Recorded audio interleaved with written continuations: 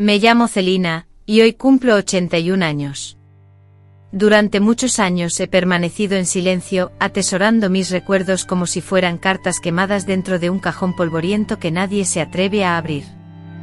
He pretendido que todo lo que viví fue solo una pesadilla, de la cual simplemente se despierta y se sigue adelante. Pero esa no es la verdad. Los recuerdos, lejos de desvanecerse, permanecen vivos, anclados en algún rincón del cuerpo, detrás de los huesos, en la espalda que se queja por la mañana, en los pies cansados que se resisten a moverse. Con la edad, cuando el bullicio del mundo se atenúa y las noches se alargan, esos recuerdos comienzan a susurrar, a exigir ser escuchados.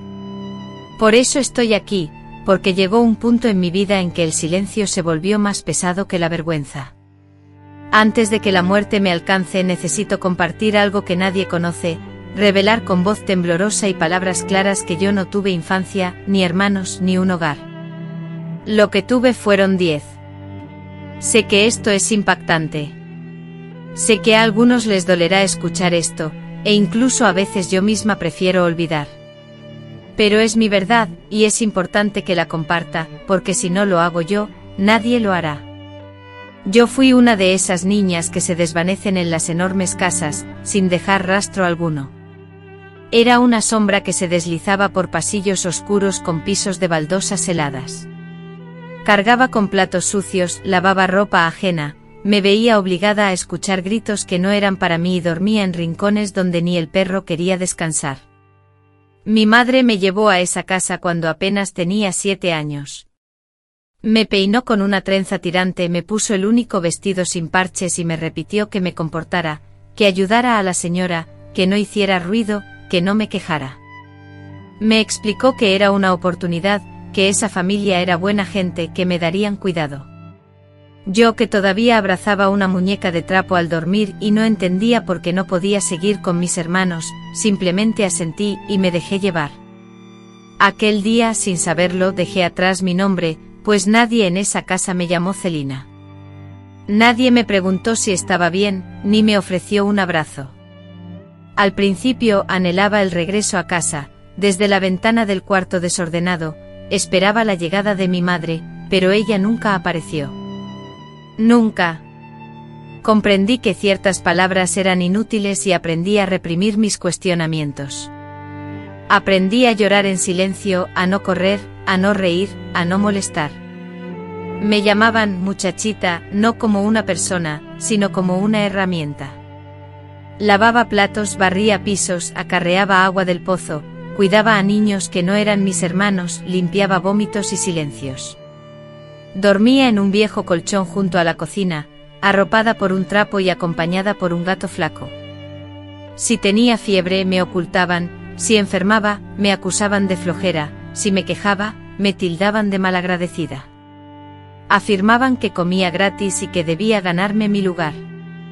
Aunque compartía el mismo techo, no participaba en las comidas familiares, y a menudo solo recibía sobras, si es que recibía algo.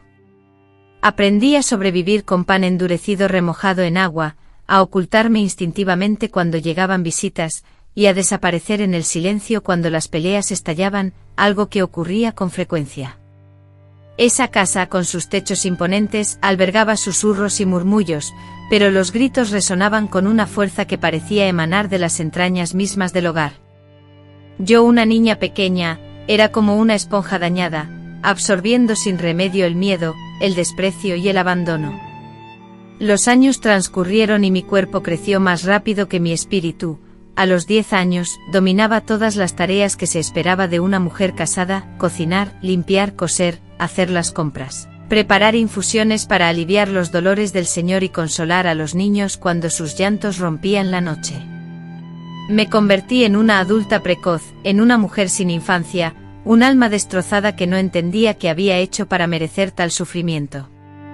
Pero nadie me ofrecía respuestas, nadie me decía si mi destino era permanecer allí para siempre o si alguna vez podría escapar. Lo más duro no era el trabajo en sí, sino el trato que recibía, el desprecio que emanaba de sus miradas, como si fuera un mueble más, algo que se mueve, obedece y desaparece cuando ya no es útil. Algunas visitas incluso preguntaban quién era yo, a lo que la señora respondía con una sonrisa condescendiente: es una niña que nos ayuda. Pobrecita, viene de una familia humilde. Y con esa compasión vacía, nadie se cuestionaba por qué yo, con la mirada perdida, nunca jugaba, ni hablaba, ni reía. Cuando cumplí 12 años y por primera vez experimenté la menstruación, me aterroricé creyendo que me estaba muriendo, así que me encerré en el baño, sin entender nada, porque nadie me había hablado de aquello. Al enterarse, la señora me increpó con furia, gritando que era asquerosa, que cómo se me ocurría manchar las sábanas y que me fuera a lavar con agua fría hasta que estuviera limpia. Obedeciendo, me lavé con agua helada, llorando en silencio, sintiendo mi cuerpo sucio y asumiendo que crecer era algo vergonzoso. A partir de ese día, me prohibieron dormir en el mismo cuarto que los niños. Me reubicaron en una pequeña habitación, ubicada al final del patio, en el lugar donde antes se almacenaba leña. Era un cuarto sin ventanas, solo con una puerta que no cerraba correctamente y un colchón que despedía un olor persistente a humedad. A menudo durante las noches, podía escuchar a los ratones correteando por el techo de zinc, y yo me cubría la cabeza con la esperanza de no oírlos. Mis piernas temblaban de miedo, pero me era imposible salir de allí. Si lo hacía, la señora me acusaba de querer espiar, de andar sin rumbo, afirmando que una niña como yo debía conocer su lugar. Un día, cuando cumplí 14 años, trajeron a otra niña, más joven, más delgada y más silenciosa que yo. La recibieron con las mismas palabras que a mí: vendrá a ayudar en la casa. Fue entonces cuando lo comprendí todo. Yo ya no era necesaria. Mi periodo útil había concluido. Aunque nadie lo verbalizó, lo supe. Me retiraron tareas y comenzaron a tratarme como si fuera un estorbo, como si ya no cupiera en ese lugar, como si mi valor hubiera expirado. Sin embargo, no sentí rabia ni derramé lágrimas, solo experimenté un frío profundo en el pecho, una sensación que nunca más me abandonó. Entendí que me habían sustituido, que también yo era parte de un ciclo que nadie observa, pero que muchas mujeres experimentamos, que existían otras como yo, que había muchas niñas que no eran hijas, ni empleadas, ni nada, que habitaban casas ajenas, preparando comida para otros, durmiendo en rincones, creciendo en la penumbra, ignoradas por todos, desatendidas, sin rescate. Y ahora estoy aquí, con mis manos envejecidas y mis recuerdos vívidos. Sola, pero libre. Nadie me ordenó hablar, nadie me instó a hacerlo, pero siento que es justo que si esta historia llega a una sola mujer que vivió algo similar, entonces no será en vano, porque lo que silenciamos nos daña, y yo ya no quiero callar más, porque esa niña, a la que nadie abrazó, a la que nadie nombró, que fue de todos y de nadie, aún reside en mí. Y esta noche finalmente le doy voz. No recuerdo el instante preciso en que dejé de aguardar el regreso de mi madre.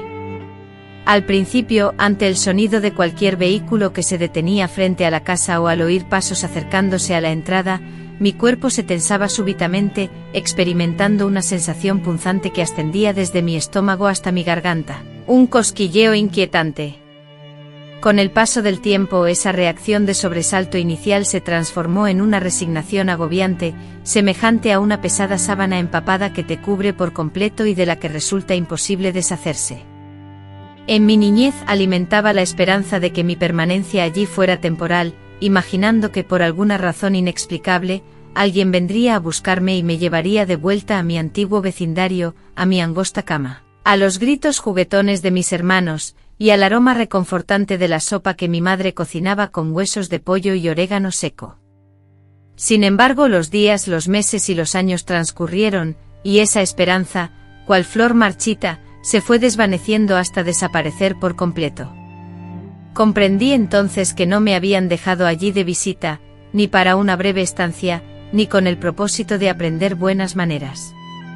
Habían decidido abandonarme, casi como quien suelta a un pequeño animal en una finca apartada, confiando en que alguien se apiadara de él y lo alimentara, esperando que nunca más regresara. En la casa donde pasé mi infancia y adolescencia, desde los 7 hasta los 17 años, una gran mansión con paredes blancas, un patio lleno de limoneros y ventanas altas. Existía un comedor con un mantel de lino donde jamás me senté. Todo allí me recordaba constantemente mi condición de extraña, desde la delicada losa que debía fregar meticulosamente sin dejar rastro alguno, hasta las sábanas planchadas con esmero que preparaba cada tarde para las niñas, antes de que se acostaran. Ignoraba la cantidad exacta de personas que habitaban esa casa. Entraban y salían tíos que se quedaban temporadas, primos que llegaban desde el extranjero, niñeras temporales, choferes, jardineros, maestros particulares. Todos ellos parecían tener su lugar definido, todos, excepto yo. Yo era quien hacía lo que nadie deseaba, barría los patios bajo la lluvia, limpiaba el vómito de los invitados que se excedían con la bebida, me despertaba en la madrugada ante el llanto de un bebé cuando la niñera no estaba disponible. Aunque nadie lo mencionaba, todos lo sabían. Yo era la que permanecía allí, simplemente porque no tenía otro lugar al que ir. A la edad de 9 años, mientras me encontraba lavando zanahorias en el fregadero, de espaldas a la señora de la casa que hojeaba el periódico con una taza de café en mano, y sin mostrar lágrimas ni enfado, le formulé una pregunta serena, tan natural como preguntar por el día de la semana: ¿sabe usted si mi mamá va a venir en Navidad? Ella, interrumpiendo su lectura, bajó lentamente el periódico, me dirigió una mirada inexpresiva y, con tono seco, me respondió: tu mamá tiene sus propios problemas, niña. No la molestes con caprichos, antes de volver a sumergirse en su lectura. Esa frase, como una espina clavada bajo la lengua, me atormentó, y nunca más volví a preguntar por ella. A sus ojos mi madre no era una persona, sino una excusa, una sombra lejana, una mujer empobrecida que, incapaz de criarme, había optado por regalarme. En ese momento, yo aún no comprendía si su partida había sido un acto desesperado o egoísta. Sentía un dolor punzante y helado en el pecho cada vez que presenciaba el abrazo de una niña con su madre en la calle, una sensación comparable a estar descalza en pleno invierno. Con el tiempo me volví más callada. Al principio intentaba conversar con los otros niños de la casa, pero siempre acababa siendo reprendida. Me decían constantemente que dejara de molestar a los adultos con mis cuentos, así que empecé a hablar con objetos inanimados.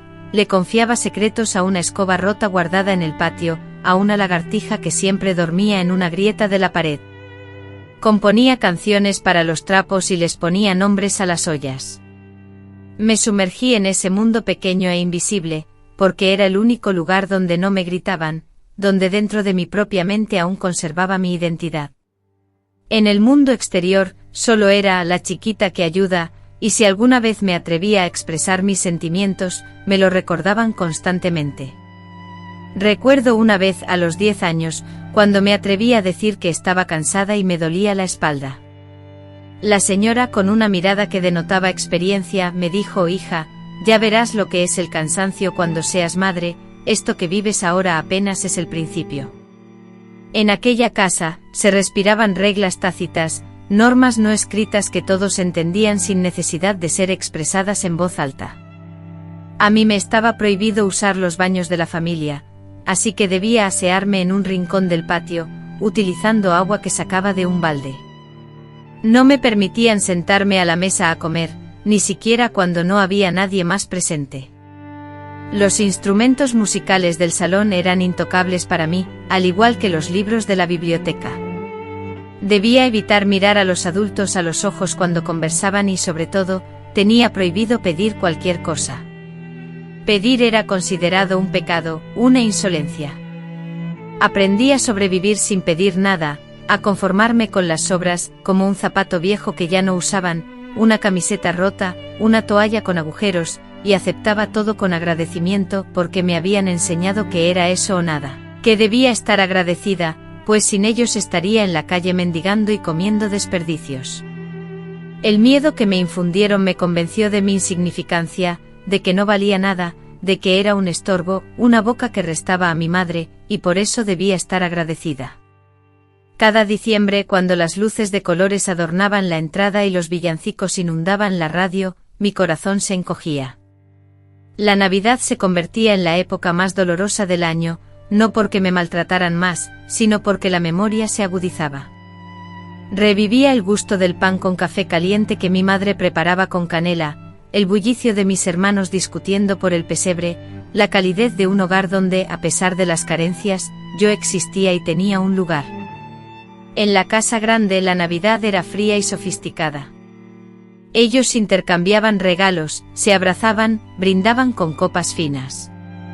Yo observaba desde la cocina, mezclando salsas, sirviendo platos, recogiendo migas.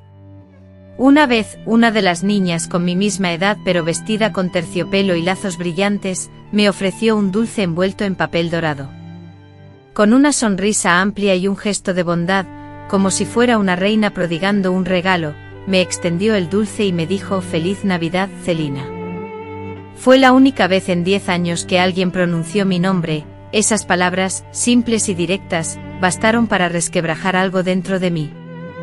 No fue un sentimiento de ternura ni de júbilo, sino una sensación repentina, como si una caja herméticamente sellada se abriera de golpe, liberando un torrente de emociones reprimidas.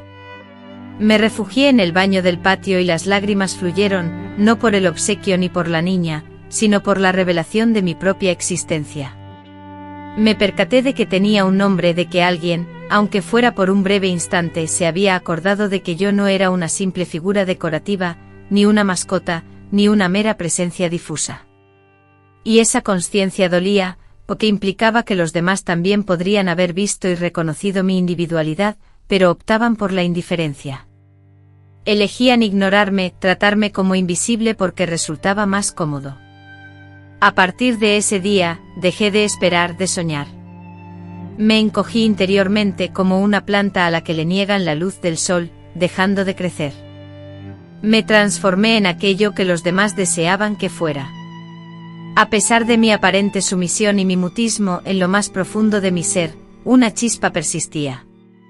Esa parte de mí recordaba cada desprecio, cada maltrato físico, cada noche de soledad febril sin consuelo, cada vez que escuchaba las canciones de cuna que mi madre le cantaba a mi hermana, mientras yo me acurrucaba con un trapo como única compañía. Ese algo desconocido aún, atesoraba todo eso. Y aunque no entendía cómo ni cuándo, sentía la certeza de que un día esa parte de mí, ese guardián silencioso, se manifestaría. Ese día se acercaba sin que yo fuera consciente. El verdadero tormento no llega abruptamente ni se anuncia con estruendo, se infiltra lentamente, se anida en las rutinas diarias, se mimetiza con los hábitos hasta que un día descubres que la respiración se ha transformado en una constante lucha contra el miedo. Así fue como el silencio de esa casa, aparentemente inofensivo, se convirtió en una prisión. No existían barrotes visibles ni rejas físicas, pero cada muro reverberaba con el eco de las órdenes y las amenazas sutilmente encubiertas. A veces la comunicación verbal era innecesaria. Bastaba una mirada inquisitiva de la señora, una ceja alzada con desaprobación, un suspiro de fastidio al pasar junto a mí, para que mi cuerpo se estremeciera al saber que había cometido algún error. Si aún no lo hacía, lo haría, porque la culpa siempre recaía en mí, siempre era yo la que sobraba. Debía estar despierta antes que todos, incluso antes que el jardinero. Con tan solo 11 años, ya sabía cómo hervir leche sin que se derramara, cómo preparar tortillas perfectas, cómo limpiar el patio dejándolo impecable y seco incluso después de una tormenta. Sin embargo, si me retrasaba 5 minutos, si dejaba una huella de barro en el recibidor, si olvidaba recoger las toallas húmedas del baño de visitas, me castigaban. A veces el castigo no incluía gritos, la indiferencia era el arma.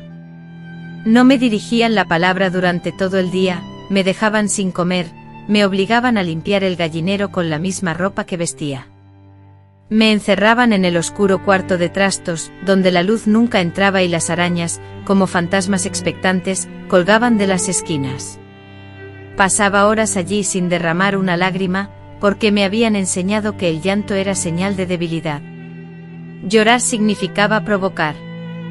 Llorar abría las puertas a algo aún peor. Así que aprendí a tragar mis lágrimas. Tuve que aprender a mostrar una fachada inexpresiva, a simular que no sentía nada, aunque cada segundo, cada silencio y cada desdén me calaban profundamente. Todo se acumulaba en mi interior como agua estancada, corrompiéndose lentamente. Los domingos eran los días más dolorosos, no por la mayor carga de trabajo, sino porque todo en esa casa se revestía de una perfección artificial. Las visitas llegaban con ramos de flores, las mujeres lucían vestidos de lino impecables, los hombres discutían sobre política y negocios, y los niños jugaban alegremente. Yo, en cambio, debía ser invisible. Preparaba las bandejas, cambiaba las copas y retiraba los platos con rapidez. Nadie me dirigía la palabra, nadie me expresaba gratitud. Un día, tropecé y derramé un poco de limonada sobre el suelo encerado. La señora no dijo nada en ese instante, pero al día siguiente me obligó a limpiar todos los pisos de la casa de rodillas, sin utilizar el palo del trapeador, para aprender a no ser torpe. Ese día tenía fiebre y me temblaban las manos, impidiéndome sostener el trapo con firmeza.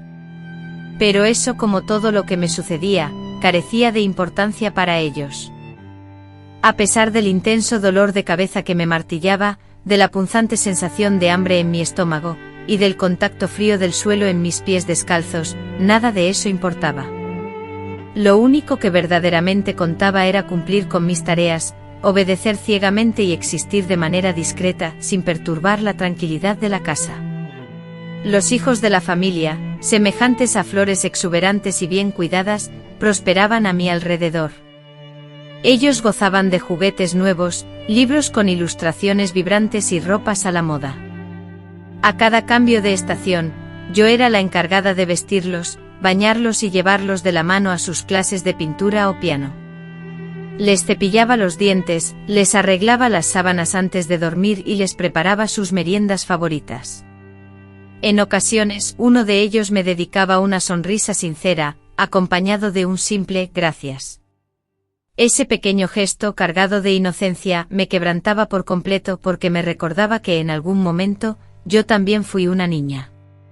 Me hacía ver que en otro mundo, en otra realidad, podría haber tenido su misma vida, pero en el mío, yo era la sirvienta invisible sin salario ni apellido, la niña olvidada, sin celebraciones ni cumpleaños. Nunca conmemoraron mi día especial. Nadie sabía la fecha exacta, o tal vez sí lo sabían, pero simplemente no les importaba.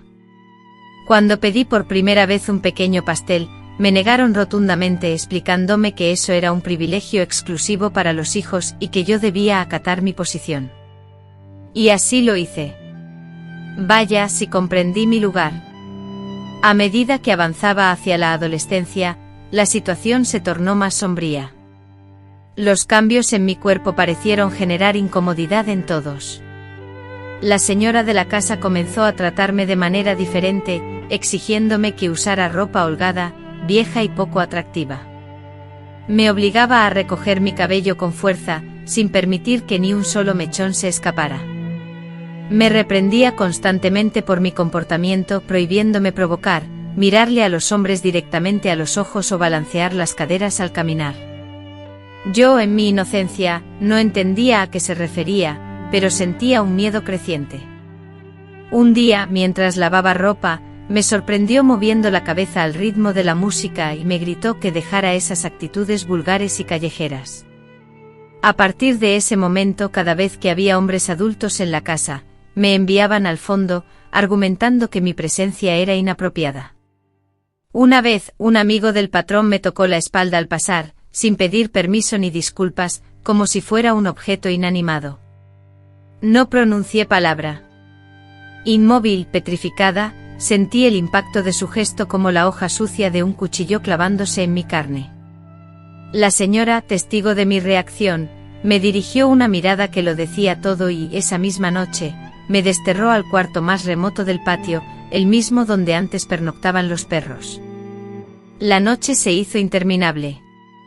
Despierta con la mirada fija en el techo agrietado, me atormentaba la duda, había cometido algún error, me había convertido en culpable sin saberlo. Con el tiempo comprendí que en ese mundo mi simple existencia, mi respiración, mi crecimiento, me hacían culpable.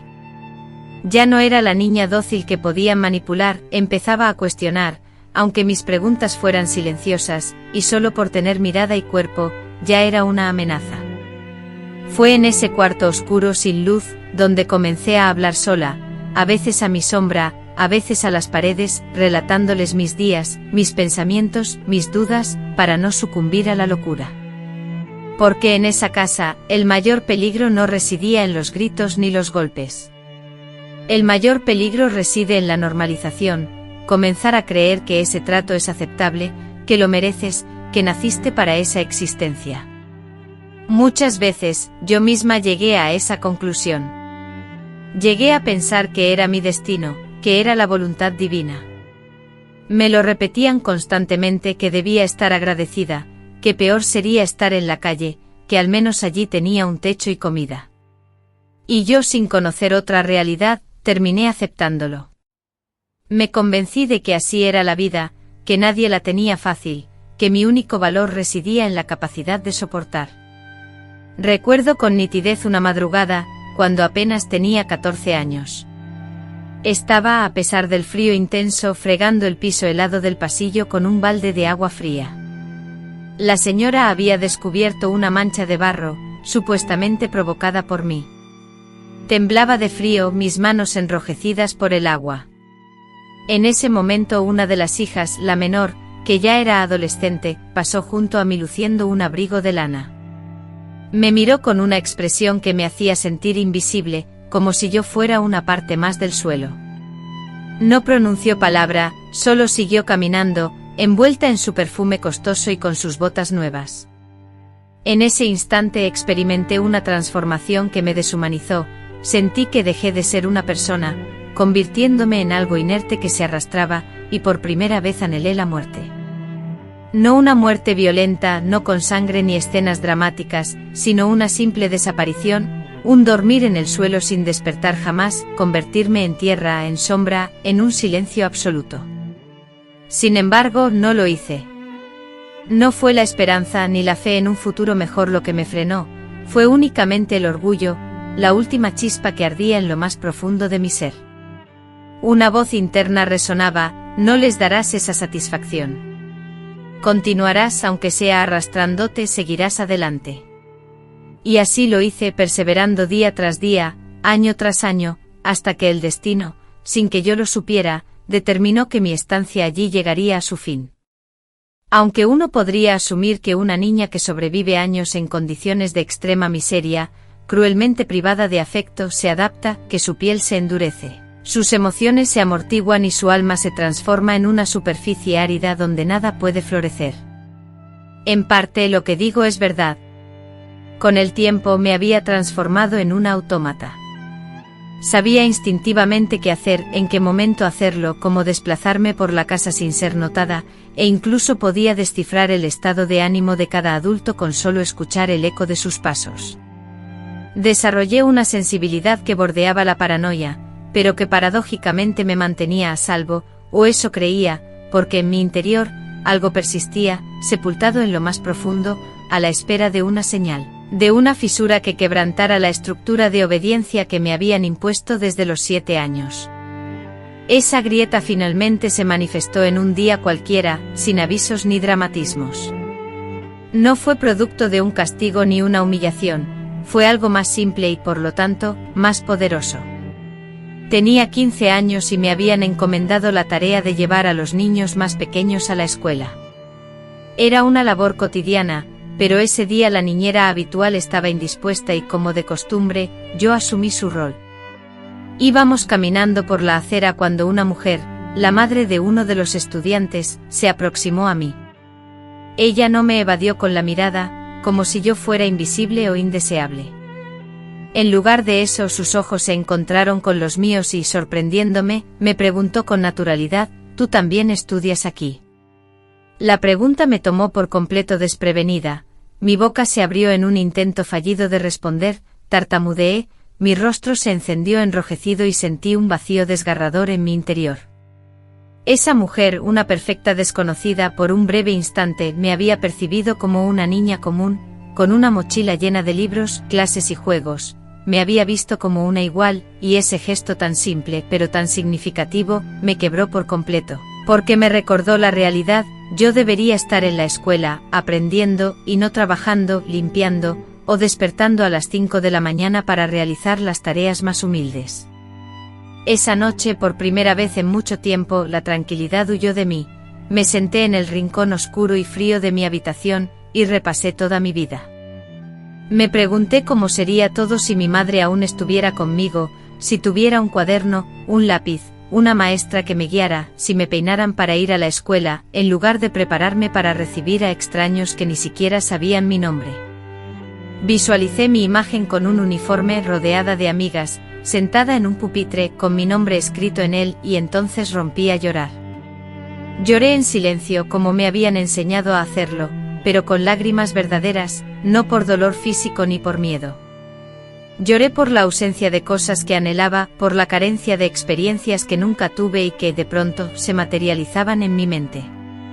Comprendí que la peor pobreza no es la que vacía los bolsillos, sino la que te priva de oportunidades, y yo había crecido sin ninguna. Pocos días después, esa misma mujer, desconocida para mí, se cruzó de nuevo en mi camino. Me saludó por segunda vez, me preguntó cómo me llamaba y, vacilante pero decidida, respondí. Lo dije con voz baja pero firme: Celina. Ella sonrió y me dijo: «¡Qué nombre tan bonito!». Esa fue la primera vez que escuché mi nombre pronunciado por alguien fuera de mi hogar. Sonaba diferente, como si realmente me perteneciera. Esa noche repetí mi nombre, Celina, decenas de veces en voz baja, como un mantra, porque temía olvidarlo, ya que durante años me habían llamado de tantas formas diferentes, la muchacha, la chiquita, hasta el punto de dudar a veces de quién era yo realmente. Ina, me repetía esa frase al despertar, al acostarme, mientras lavaba la ropa, mientras barría el suelo, como si al pronunciarla una y otra vez, pudiera anclarme a algo diferente, a algo más allá de ese patio, de esas paredes que me aprisionaban, de ese futuro que parecía ya escrito para mí. Fue entonces, en ese momento de revelación, cuando comencé a observar la casa con una nueva perspectiva. Ya no me limitaba a obedecerla, ahora la analizaba, la escudriñaba, y empecé a percatarme de detalles que antes pasaban desapercibidos, los rostros marcados por el cansancio de las otras empleadas que, como yo, trabajaban por horas en ese lugar, sus miradas que evitaban la mía, las quejas que susurraban entre dientes, los comentarios sarcásticos que se intercambiaban las señoras durante las meriendas. Comencé a comprender que esa casa, que desde fuera aparentaba ser un remanso de perfección, en realidad estaba construida sobre bases débiles y corrompidas, que el respeto que la señora inspiraba en todos, no era más que un miedo disfrazado de admiración, que el señor, tan cortés y refinado en público, era en privado un hombre distante y frío, incapaz de una palabra amable, que los hijos crecían vacíos, malcriados y completamente ajenos a la realidad. Y entendí con una mezcla de rabia y tristeza, que esa familia no era superior a mí, que no eran mejores que yo, que solo habían tenido la fortuna de nacer en una posición más privilegiada. Me sumergí en sueños, pero no en anhelos de grandeza ni opulencia. Anhelaba una cama para mí, un cuaderno donde escribir, un espacio donde la voz no se alzara en gritos. Soñaba con una conversación donde la honestidad fuera bienvenida, donde pudiera expresar: «estoy cansada», sin sentirme culpable. Al principio esos sueños me asustaban, porque en mi entorno, soñar era arriesgado. Soñar era desafiar el orden establecido. Soñar era abrir puertas que podían cerrarse con fuerza. Sin embargo, ya no podía reprimirlos. Había experimentado el sabor de una pregunta formulada con curiosidad, de una mirada de comprensión, y esa sensación ya se había grabado en mí. Fue entonces cuando descubrí una caja oculta en el ático. Buscaba cortinas viejas cuando, detrás de un mueble polvoriento, encontré una caja de madera con un nudo suelto. Dentro hallé cartas antiguas, amarillentas con tinta borrosa. Eran de una mujer que había trabajado en esa casa mucho tiempo atrás. No revelaba su nombre completo, solo firmaba como M. En esas cartas, dirigidas a una amiga, relataba su vida en esa misma casa. Relató los maltratos sufridos, los actos de desprecio recibidos, la profunda soledad que la consumía. Expresó sentirse invisible, dominada por el miedo a perder la cordura, y reveló que la escritura era su único refugio. En una de sus últimas anotaciones, dejó un mensaje que decía: si alguien más encuentra esto, quiero que sepa que no está sola. Esta casa te destruye por dentro. Pero tú puedes salir, no eres la única, no eres menos. Leí esas palabras una y otra vez, y me desplomé en un llanto incontenible, como no había sucedido en años, porque por primera vez alguien me hablaba desde la comprensión, porque alguien, antes que yo, había experimentado lo mismo, porque no estaba loca, no estaba exagerando, no era débil, sino una víctima. Y eso, por duro que parezca, fue un alivio. Ponerle nombre a lo que vivía, definirlo por lo que realmente era, no una vida normal, no una infancia difícil, ni una etapa temporal, sino maltrato, abandono, esclavitud doméstica. Y yo tenía el derecho de decirlo, de sentirlo, de no aceptarlo. A partir de ese día, comencé a cambiar, aunque no fuera visible en lo superficial. Aunque continué cumpliendo mis obligaciones laborales y obedeciendo las órdenes, algo fundamental en mi interior se transformó. Me prometí a mí misma que sobreviviría, que superaría esta situación, que eventualmente tendría una vida diferente. No tenía idea de cómo lo lograría, ni elaboré ningún plan detallado. Sin embargo, ya no me visualizaba muriendo en ese patio, ni pasando mis días envejeciendo en medio de harapos y gritos.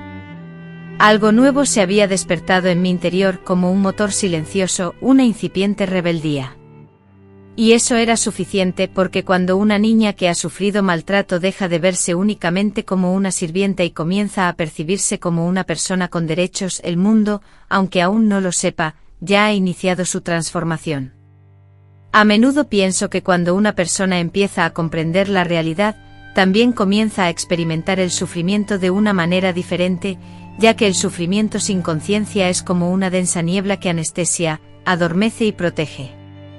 Pero cuando una persona comprende, cuando empieza a identificar y nombrar lo que ha vivido, lo que está mal, el dolor se vuelve más intenso, más punzante, más difícil de soportar. Tras releer las cartas en el ático empolvado y experimentar un destello de dignidad que creía extinguido, algo profundo se despertó en mí. A la vez, algo se rompió irremediablemente. Ya no podía seguir autoengañándome, diciéndome que la situación era aceptable, que merecía esa existencia. No, ahora conocía la verdad, y esa verdad dolía como una llaga expuesta, constantemente irritada. La relación con la dueña de la casa se fue deteriorando gradualmente, pero de manera inevitable. No sé si percibió el cambio en mi actitud o si, simplemente, había decidido que mi presencia ya no le era grata. Empezó a hallar defectos donde antes no existían. Se quejaba del olor de las sábanas, del exceso de sal en la sopa, de la falta de brillo en los suelos. Me reprendía por nimiedades, como si buscara desesperadamente pretextos para humillarme. Y lo conseguía. Cada mañana me despertaba con una angustia opresiva en el pecho, anticipando la siguiente causa de su ira. Desde hacía días, sentía punzadas dolorosas en el estómago y la fiebre, persistente, no me abandonaba, acompañada de una fatiga profunda que ni siquiera el sueño lograba aliviar. La paz, el descanso, eran algo desconocido para mí. Una madrugada, mientras preparaba café en la cocina, mi cuerpo exhausto se rindió, me desplomé perdiendo el conocimiento. Desperté en el suelo con la cara pegada a las frías baldosas y un sabor metálico en la boca. Nadie había escuchado el golpe, nadie se preocupó por mí. Con dificultad me incorporé, limpié la sangre que me manchaba la nariz con el delantal, aunque el cuerpo me dolía y el alma se sentía aún más pesada, continué con mis tareas.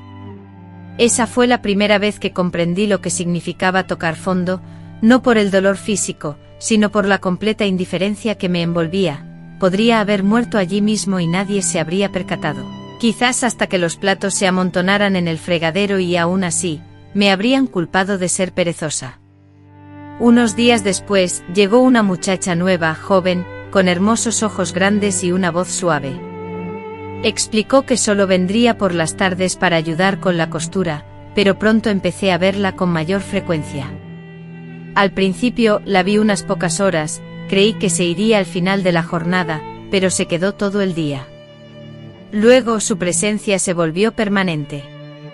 Al principio sentí alivio pensando que tendría compañía y ayuda con las tareas. Sin embargo, rápidamente me di cuenta de que no había sido contratada para asistirme, sino para reemplazarme. Lo más doloroso fue que ella, con su candor y desconocimiento, no se percataba de que su llegada significaba mi despedida. Me hablaba dulcemente e inocente sin sospechar que su presencia sellaba mi destino. Aunque no podía culparla, me angustiaba profundamente. Me dolía verla asumir mis tareas diarias, escucharla recibir las mismas indicaciones que antes eran mías, y observar cómo la señora le ofrecía té y le dedicaba sonrisas, mientras a mí me ignoraba por completo. Fui relegada a un segundo plano. Ya no me pedían que preparara la mesa, planchara la ropa, o atendiera a las visitas. Me asignaron tareas desagradables y pesadas, cuidar el gallinero, limpiar el pozo, sacar la basura. Eran trabajos sucios que no tenían importancia si se hacían mal, pero los realizaba de todas formas, no por complacer a nadie, sino porque eran lo único que aún me daban un propósito. A pesar de la desesperanza, continuaba obedeciendo las órdenes, porque una parte muy vulnerable de mí, la más lastimada, albergaba la ingenua esperanza de que si me esforzaba por hacer todo correctamente, alguien se fijaría en mí, tal vez alguien vendría a rescatarme. En mi fantasía, aquella mujer que una vez me había dedicado una mirada en la calle, volvería y me sacaría de aquel lugar, llevándome a un sitio seguro. Sin embargo, nadie apareció. La salvación que anhelaba nunca llegó. En cambio, lo que sí llegó fue la enfermedad. Comenzó con fiebre alta y escalofríos intensos, seguidos de dolores punzantes en las articulaciones, náuseas persistentes y vómitos frecuentes. Inicialmente creí que se trataba de una simple gripe, pero mi estado no mejoraba. Por el contrario, cada día me sentía más débil y agotada. Me levantaba y el mundo giraba a mi alrededor, perdiendo el equilibrio. Se me caían objetos de las manos con frecuencia. Perdí peso rápidamente y el apetito desapareció por completo. Imploré que me llevaran al médico, pero la señora, en un tono despectivo, me respondió que no tenía tiempo para mis supuestos dramas.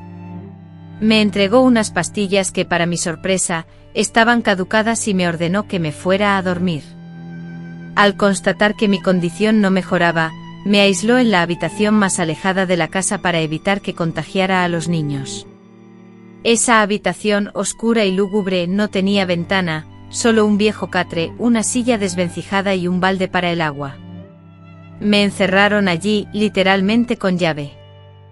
En aquel lugar, la oscuridad y la humedad se apoderaron de mí durante días interminables, sumiéndome en un estado de confusión donde el tiempo se diluía. Sudaba copiosamente, presa de delirios febriles y de sollozos silenciosos.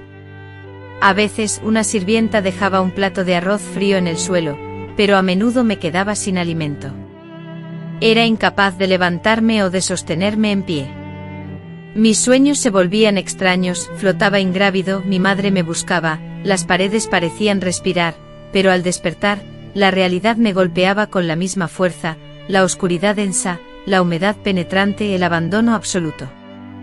Una tarde el eco de las voces de la señora y una de sus visitas llegó hasta mí. Reían y conversaban sobre su reciente viaje elogiando el buen clima, mientras yo me consumía en la agonía de la fiebre, el hambre y una tristeza indescriptible. Fue en medio de ese sufrimiento que ocurrió algo que grabé para siempre en mi memoria. Una noche al borde de la desesperación, cuando la muerte parecía inminente, escuché un ruido. Creí que era otra alucinación, pero no lo era. Era la nueva muchacha quien, tras abrir la puerta, entró con un pañuelo húmedo para refrescarme, un poco de sopa humeante y una mirada llena de temor. No pronunció palabra alguna, pero su simple presencia cambió mi mundo. Con delicadeza, ella me secó el sudor de la frente con una tela suave, luego me asistió para beber un poco de líquido tibio, ajustó las mantas que me cubrían con cuidado, clavó sus ojos en los míos y, con la voz apenas audible, susurró: «Perdón». Fue la única vez que sentí su contacto lleno de ternura.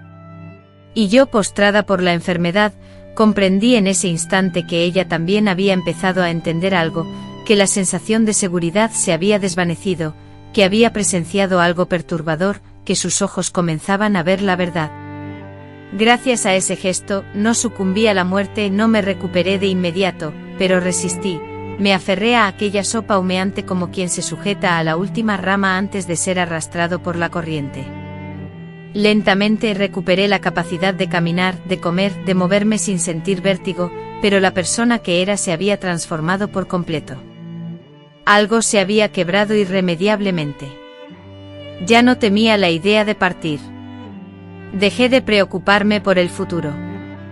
Si la vida en ese lugar significaba una muerte lenta, prefería buscar algo diferente, otra existencia, una nueva oportunidad, lo que fuera.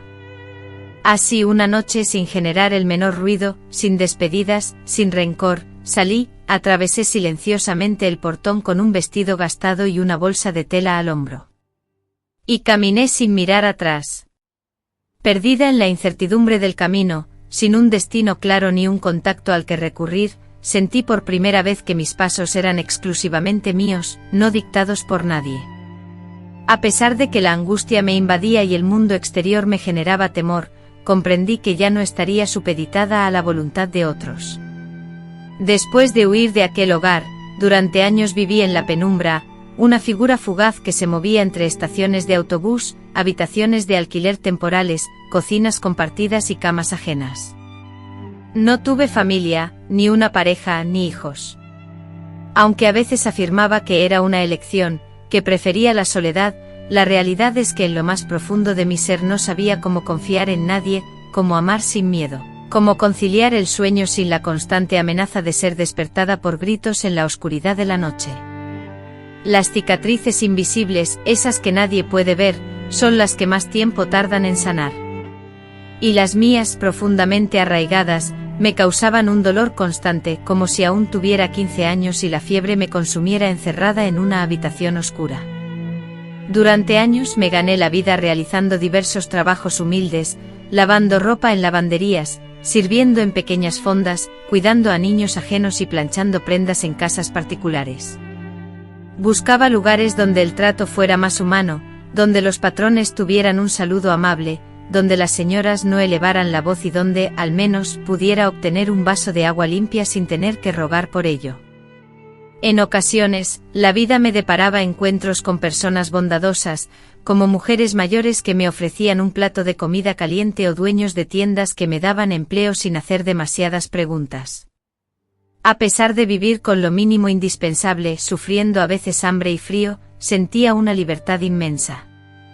Nadie me daba órdenes, nadie se atrevía a tocarme sin mi consentimiento, y nadie me forzaba a ocultar mi existencia. Así transcurrieron décadas enteras.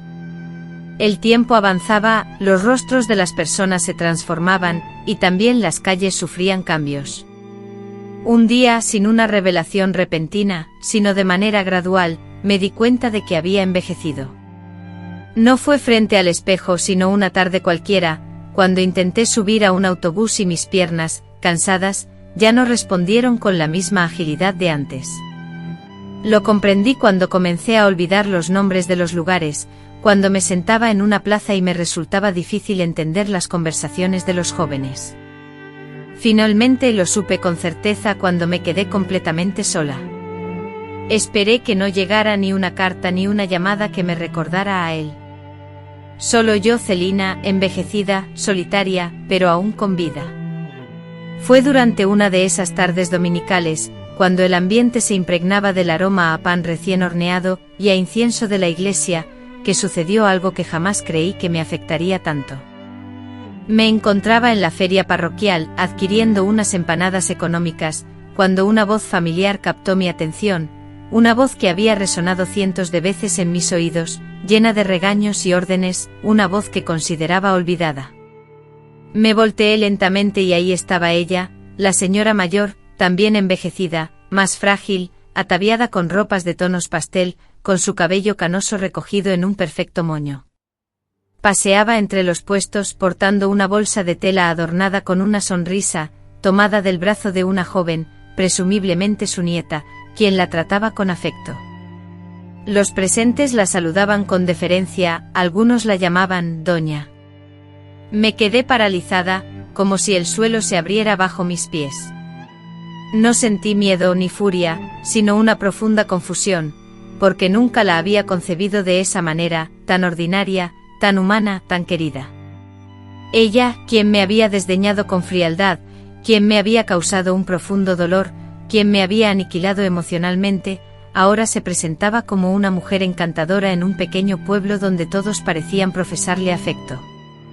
Impulsado por un instinto irrefrenable, mis pies me guiaron hacia ella, sin que mi mente interviniera. No tenía ninguna intención predefinida, ni idea de qué palabras pronunciaría. Únicamente sentía la necesidad imperiosa de mirarla directamente a los ojos antes de alejarme. Al estar a escasos metros, se giró, me observó. En sus ojos no brillaba la sorpresa, sino una amable cortesía. No me reconoció. Nos conocemos, ¿verdad?, dijo con una sonrisa.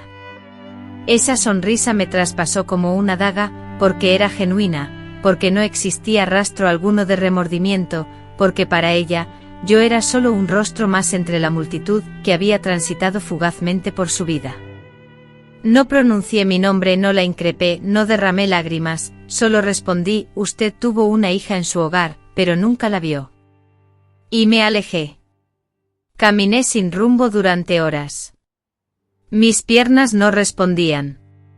No lograba discernir si lo que acababa de ocurrir me había concedido sosiego o si había abierto una nueva herida. Quizás ambas cosas, pero sentía algo distinto, una sensación desconocida hasta ese momento. Por primera vez, cerré ese capítulo de mi vida. Aquella historia, con sus amargas memorias, llegó a su fin definitivo. Ya no residía en ese lugar, ni era la misma niña vulnerable que solía ser. Me había convertido en una mujer madura, con cicatrices visibles, pero fortalecida. Ella, la mujer que en el pasado ejerció dominio sobre mí, ahora era solo una sombra difuminada del pasado, incapaz de afectarme. Esa noche, por primera vez en mucho tiempo, dormí plácidamente sin ser atormentada por pesadillas. Muchos años han transcurrido. Desde aquel día en que la volví a ver, y cada vez que rememoro ese encuentro, siento que fue menos una casualidad y más una señal dirigida a mí, no a ella. Con el tiempo aprendí que la sanación no depende de que el victimario reconozca el daño. Pasé gran parte de mi vida anhelando escuchar un lo siento, una disculpa, un mínimo gesto que reconociera la injusticia que sufrí, pero nunca llegó, ni de mi madre, que nunca regresó, ni de esa familia que me trató con indiferencia, ni siquiera de aquellos que presenciaron mi dolor y optaron por guardar silencio. A pesar de todo, aquí estoy, intacta, aunque no necesariamente feliz, ni completamente realizada, pero entera. Para una mujer como yo, esto es un verdadero milagro. A menudo me cuestionan por qué no busqué venganza, por qué no presenté una denuncia, por qué no compartí mi experiencia en televisión, y siempre respondo lo mismo: porque mi victoria consistió en sobrevivir. El sistema que me consumió está diseñado para negar, para sembrar dudas sobre nosotras, para hacernos sentir culpables incluso por existir. En aquellos tiempos no existían teléfonos, redes sociales ni lugares seguros. Solo existían el silencio, la vergüenza y la obligación de soportarlo. Y yo lo soporté no por sumisión, sino porque era mi única opción, porque desconocía la existencia de alternativas.